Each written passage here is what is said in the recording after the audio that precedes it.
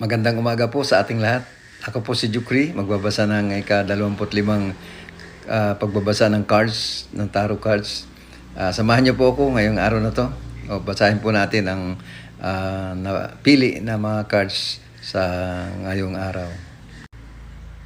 Ito po ang mga cards na ating napili. Ang una po, ito po ay nagbabalik ang Nine of Wands. Ito po isang babae na nagmamahal.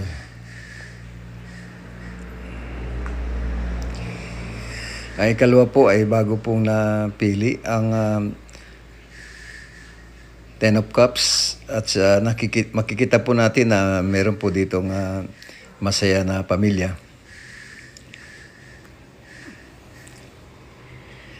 Ito po ay napili ulit ang Page of Cups.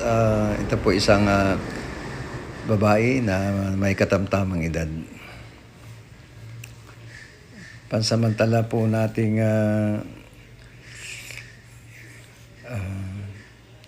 hingin po natin ang gabay ng ating Panginoon. Ang pumabasa po natin ng maayos ang mga napiling cards.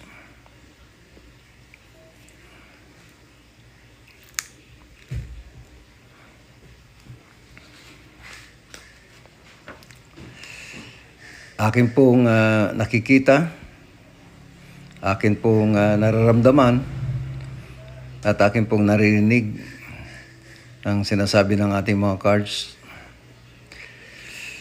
Ito po ay tungkol sa isang inang nagmamahal o isang babaeng nagmamahal.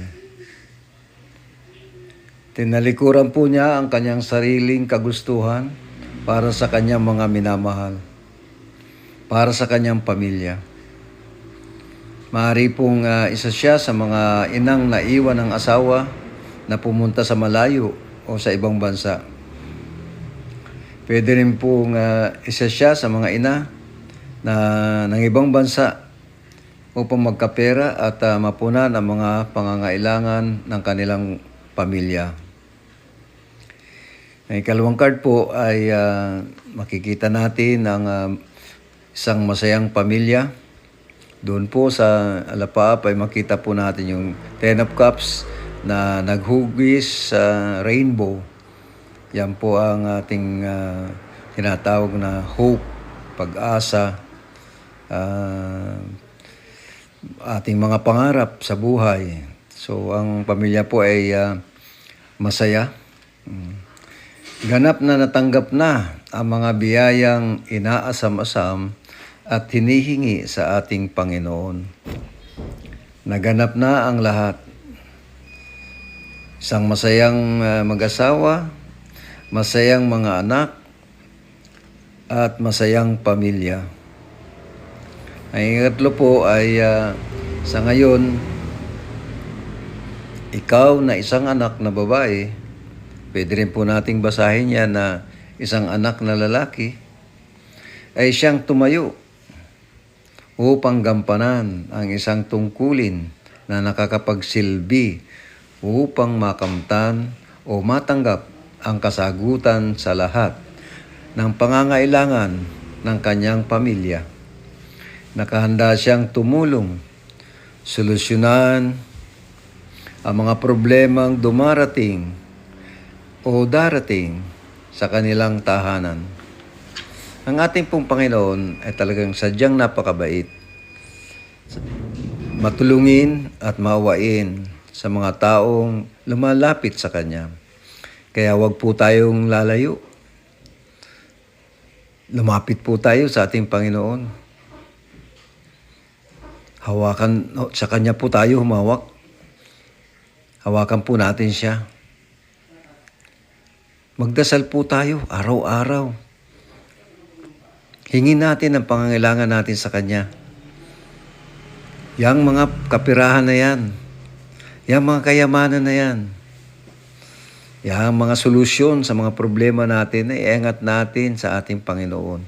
Siya lamang ang talagang mapagpala at nagbibigay ng ating mga pangangailangan. So, sa Kanya po natin idulog, ilapit ihingin ang mga bagay na kailangan natin. Hindi lang po mga bagay, kundi mga pangyayari na gusto nating mangyari sa ating buhay. Ang pagmamahalan ng bawat isa sa loob ng pamilya, sa loob ng tahanan, at maging sa labas man po. Pagpatuloy natin ang pagmamahalan sa bawat isa, lalong-lalo na yung sinasabi nating mag-asawa, magkapatid, huwag po kayo mag-aaway, mga magkakapatid, magmahalan po kayo. Sapagkat ang nagmamahalang magkakapatid, ayan ay isang basihan na nagmamahalan pamilya. Kung mag-aaway po kayo magkakapatid, ay alam na natin ang kahihinatnan niyan. Magagalit ang ating mga magulang. At pag nagalit na po ang magulang, ay posible pong mag-away naman ang mag-asawa. Ay di nagkagulo na po ang pamilya. Yan po ang pinakamahirap na pangyayari sa ating buhay. Yung magiging magulo ang pamilya, magiging magulo ang tahanan. Huwag po nating hayaan na dahil sa mga problemang yan ay mawasak ang ating pamilya. So magmahalan po tayong lahat. Magmahalan po tayong magkakapatid. Magmahalan po tayong mag-ina, mag-ama. Magmahalan po tayo bilang anak at sa magulang. Sa loob ng pamilya, kailangan ayusin po natin ang mga relasyon natin sa bawat isa. At ikaw naman na talaga na gumanap ng tungkulin ng isang ama o isang ina, o ikaw ang talaga na tumayo at maging isang matatag na tao, bagamat ikay nasa murang edad pa, ay nakahanda ka na tanggapin ang hamon ng buhay na ito, na ikaw na nga ang kinakailangang gumalaw, tumayo para sa tungkulin ng isang ama o isang ina. Posibleng nandyan sila, pero gusto mo pang dagdagan ang mga tinatanggap ninyong biyaya mula sa ating Panginoon. Kaya ikaw naman ang lumalapit sa ating Diyos. Ikaw naman ang nagdadasal para sa pamilya. Abay, ituloy mo yan. Ituloy mo yung tamang gawain na yan. Yung tamang relasyon mo sa Diyos. Yan ang makakapag-angat sa iyong pamilya. Tanggapin mo na ang hamon na yan.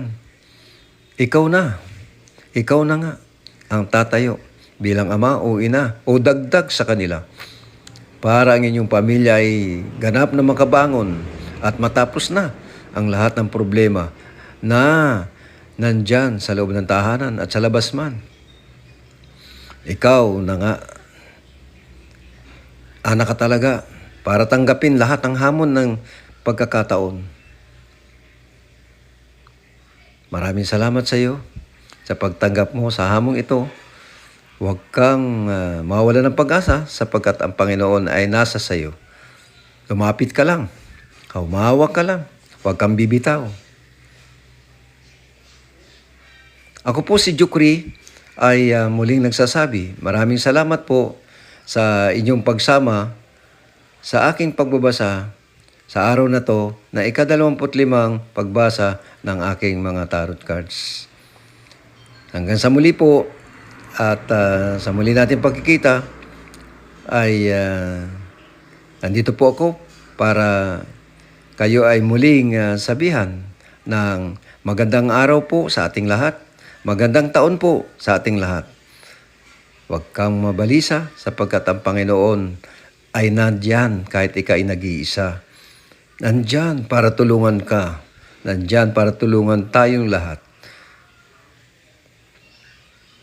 Meron po akong idadagdag. Kahapon po, kagabi po, nakita ko ang linya ng Mars at Jupiter. Nagkataon po na mayroong ulan dito sa aming lugar, ay natabunan po ang tinatawag nating Saturn at Venus. So hindi po ako nagkaroon ng pagkakataon makita silang dalawa. Pero ako po ay nagkaroon ng pagkakataong humingi ng pwersa, ng lakas, ng enerhiya galing sa ating planetang Jupiter. At ako po ay nagpapasalamat sa ating Panginoon sapagkat binigyan niya ako ng pagkakataong makonekta dito sa planetang ito. Maraming salamat.